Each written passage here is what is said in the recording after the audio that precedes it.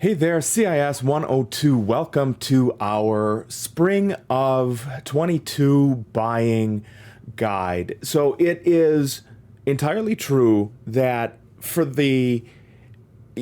actually really big portions of this, we would have had a similar set of coverage back in chapter 2 when we were going over at the very beginning of the class when we were going over things like, processors and storage and things of that nature. So let me suggest that some of the details, the nuance of the things I want to cover here, I'm going to have you go back to those videos for. There are videos there on storage. So what the difference between eMMC, SSD, and HDD storage would be. Those are important to know before you buy a laptop or a desktop. Go back and take a look and listen. It's important to know things like how much RAM we suggest. That's something we'll mention here, but I have more detail on the RAM situation back there with chapter 2. So go take a look and listen.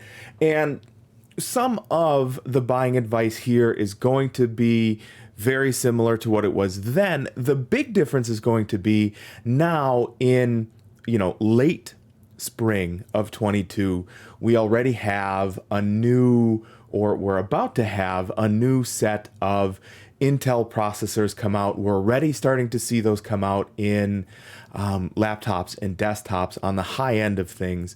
And it's going to have an influence on what you as a desktop or a laptop purchaser should be looking at. So in order to give you the best chance at making the best decision, we put together these buying guides so that you have a reasonable shot at really getting the most bang for your buck when it comes to what it is that you can purchase here in spring of 22.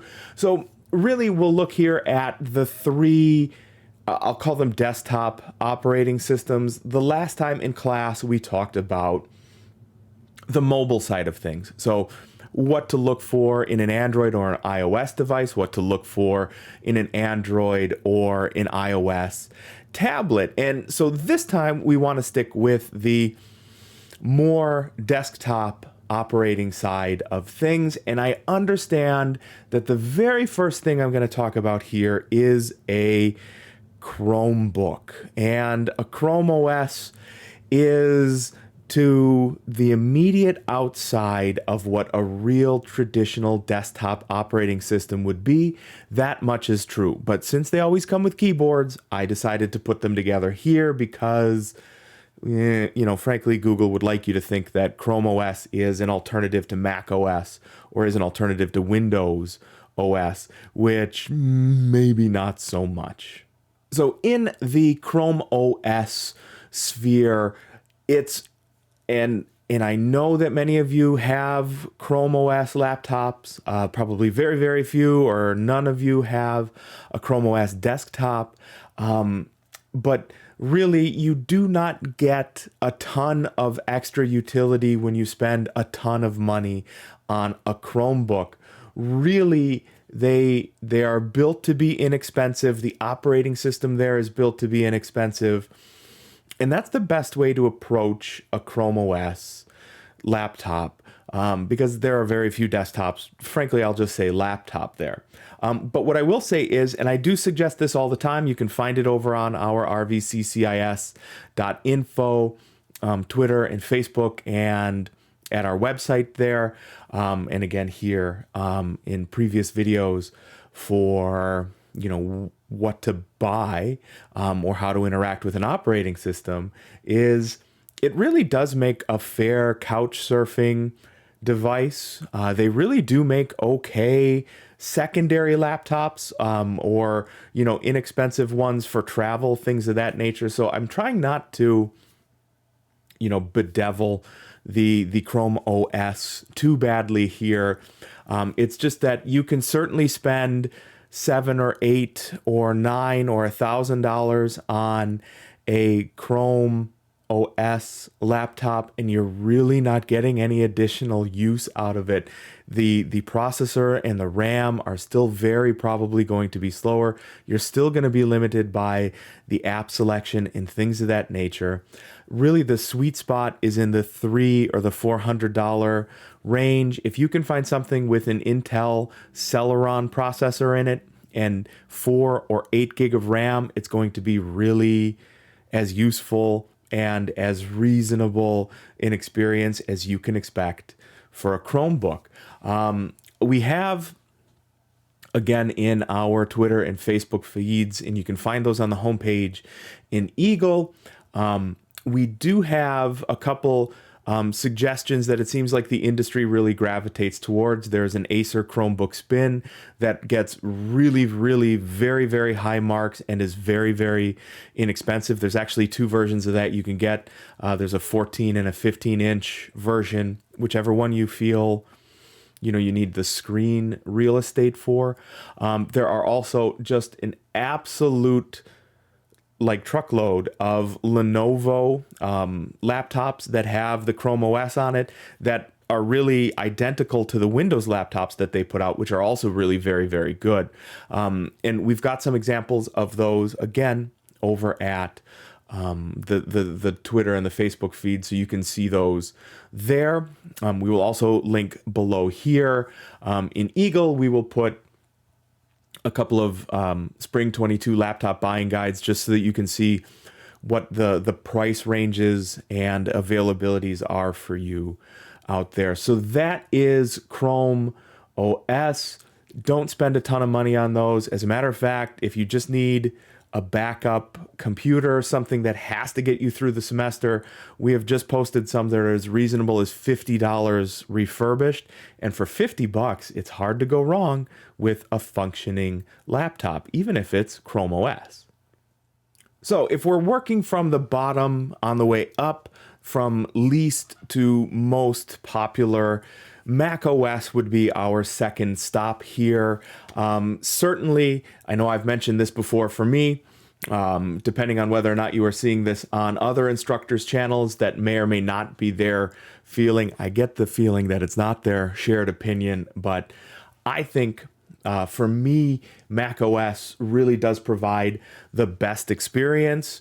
And every time I go to a Windows PC, it feels like poison. I know I've mentioned this before, and I still feel that way. However, I almost never recommend that a student, unless they are aware of the limitations that they are going to have, I usually don't recommend that students go flocking right to Mac OS.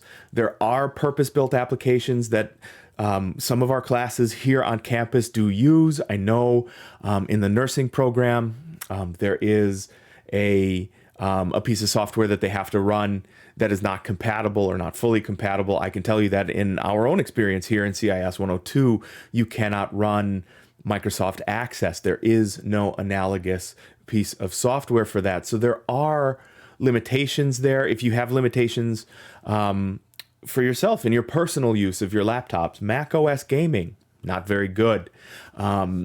So those might well keep you from going towards the Mac OS side of things. However, it's also my experience that if you need your computer to do something, it's probably already built into Mac OS.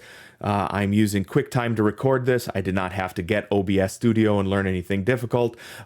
Plugging in my webcam and microphone, no problem. Those worked without an issue. I can downsample my audio. I can export all of my video. I can do all of that by default. And even though I have, over time, bought software to do all of those things, there's no built-in tool in Windows that allows you to do any of that stuff. There's just not. So for many people, Mac OS is a fine choice. Really, as a student, there are only 2 Mac OS devices that I can suggest to you because number 1, they're going to be outstandingly fast. Number 2, they're going to last a long time. And number 3, They really hit that sweet spot in price to performance. On the desktop side, it's actually the thing I'm recording to right now is an M1 Mac Mini. These have been out for 2 years now. There's just been a new release called a Mac Studio, which means that the pricing pressure on these is pushing them downward. I purchased my Mac Mini open box for $500, and I've been running it all day, every day for 2 years doing video, and I've never even heard the fans spin up. So I think this is a really fantastic device. I have 12 applications running right now. I don't even bother closing anything anymore. I probably have 60 tabs open in Safari. I have 2 windows open in Chrome. I have 2 different mail applications open. I have Word. I have Preview, which is PDFs and stuff. I'm recording this. I'm actually recording secondarily just in case. And it's never even slowed down. Mac Mini, you do have to have a keyboard and a mouse and a monitor, but all of those can be done really inexpensively, and that Mac is going to run for a very, very long time. On the laptop side of things, I really only recommend the MacBook Air, the M1 version of the MacBook Air. That is going to run extremely fast for an extremely long time. And as of this morning, you could get those for as little as $800 brand new or $750 open box. And you can also go check our Facebook and our Twitter feeds to find some of those prices listed chronologically in there. It's probably been a minute. I'll make sure that I post 1 or 2 of those in there. There's really no reason, even if you're going to do, heavy graphics work, for those of you that I know are in our graphics program, don't bother. The MacBook Air is going to be just fine. For those of you who are doing development programming with us, don't bother. The MacBook Air is going to be just fine. We're going to use online resources, or we're going to use low overhead programming tools. It's really not going to be a big deal. So I honestly don't feel like anybody should feel any pressure to go spend a lot of money on a Mac. The M1, which is almost 2 years old now, but still runs really very, very well, can be done for really not an incredible investment, and you'll get your money back out of it because it's going to run a long time, and probably you can sell it for a lot of what you paid for it down the line. So macOS, really just 2 recommendations there. The Mac Mini, if you want a desktop, and the MacBook Air if you want a laptop. Rounding out our buying guide here with the most popular operating system, because it comes with the far and away the most choice as far as device goes, is Windows OS. Now, please, please, please do not buy a Windows 10 in S mode or a Windows 10 S or any version of Windows that is not the full version of Home or Pro. The problem with really very, very inexpensive versions of Windows OS devices is that pretty regularly those ship with Windows 10 S or Windows 10 in S mode. Even some really expensive like tablet versions of it's produced by Microsoft. It's called the Surface Pro X. Ship with the S version of Windows. And the big challenge there is you can only install apps that come from the Windows Store. And even though I have mentioned that the Windows OS that you probably use at home comes with a Windows application store, you've heard me say it a few times. You've probably never gone there to use it. Very nearly nobody ever does. And though there are some softwares that you'll use, so like the Office suite does install on a Windows 10 in S mode or a Windows 10 S device. So Office can be installed there. You can install Firefox. I believe you can install Chrome. But if you have purpose-built software, so I use DaVinci Resolve when I do these videos on a Windows laptop. It's what is my video editor, an audio editor there, and I cannot install that on a Windows 10 S machine because it is not included in the Windows Store. So those, none of us instructors that teach 102 would ever recommend those, even if you can get them for a very reasonable price. They are essentially Chromebooks, and if you're going to get a Chromebook, it's actually cheaper to get a Chromebook for that.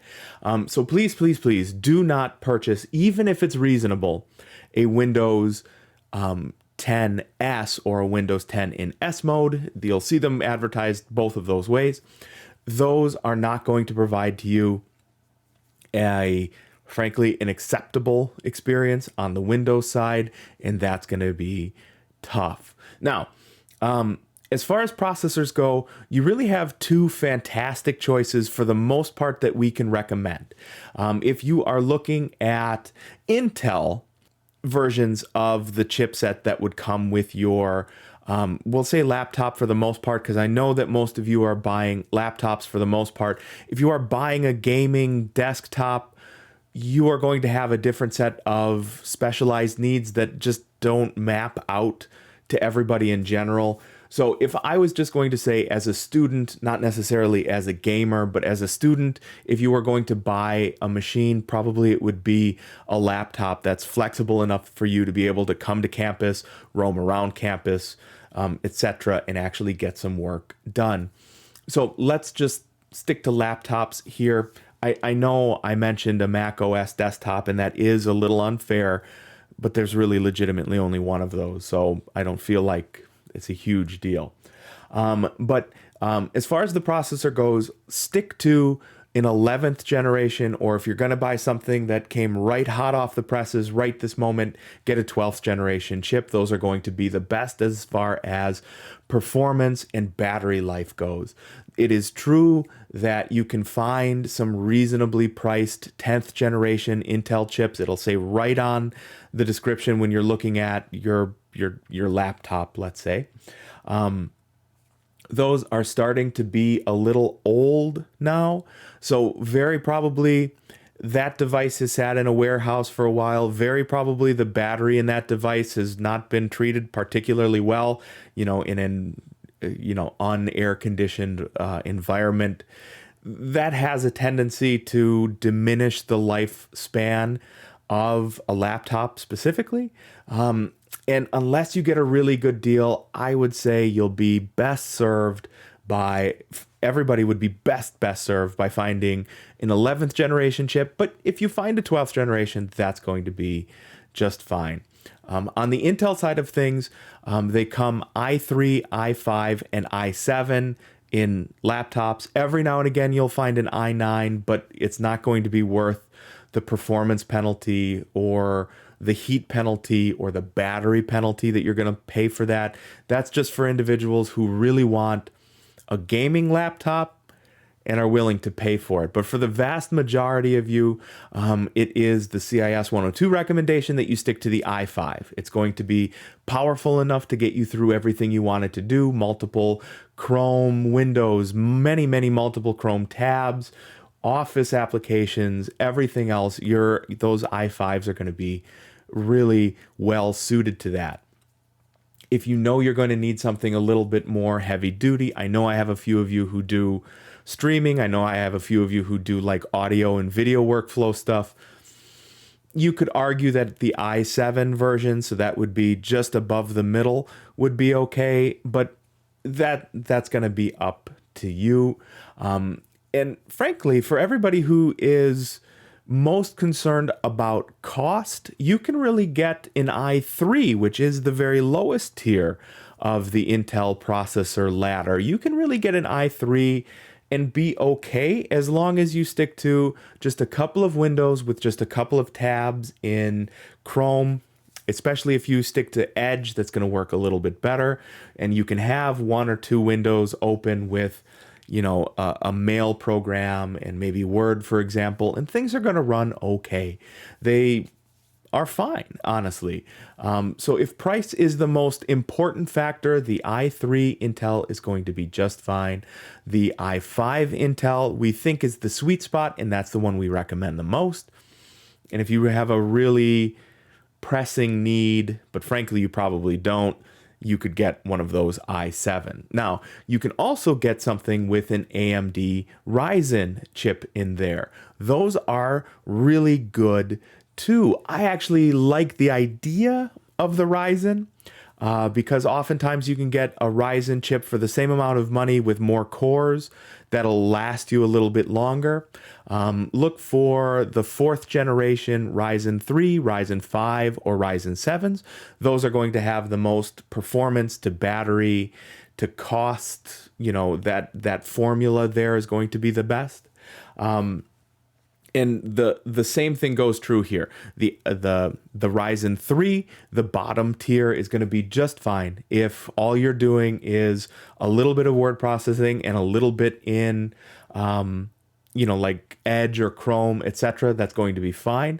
There are some really fantastic Ryzen 5s out there that will perform for a very long time at a very high level for you.